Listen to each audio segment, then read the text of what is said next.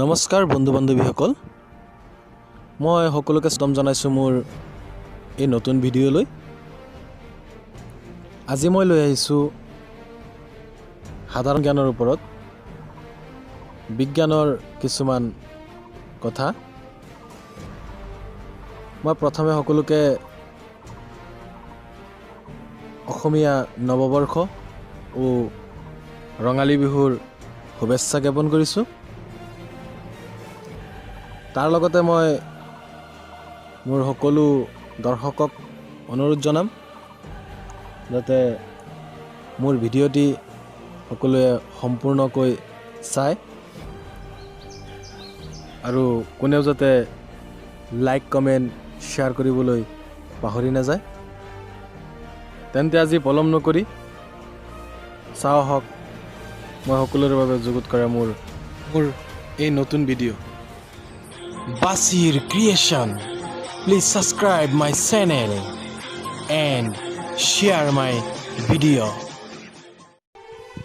আজিৰ প্ৰথম প্ৰশ্নটো হ'ল কোষৰ আৱিষ্কাৰক কোন?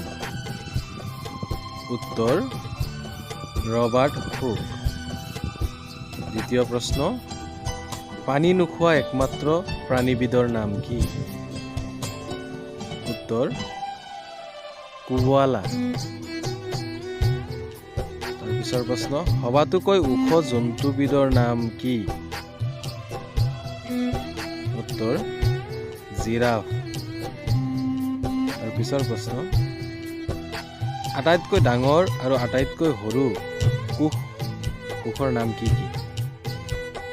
উত্তৰ ডাঙৰ উট পক্ষীৰ কণীৰ কোষ আৰু সৰু মাইকোপ্লাজমা নামৰ বেক্টেৰিয়াবিধৰ কোষ। পিছৰ প্ৰশ্ন, আটাইতকৈ দীঘল কোষ কোনটো? উত্তৰ মানুহৰ স্নায়ু কোষ। তাৰ পিছৰ প্ৰশ্ন, মাখিৰ গড় আয়ুস কিমান? উত্তৰ প্ৰায় 10 দিন।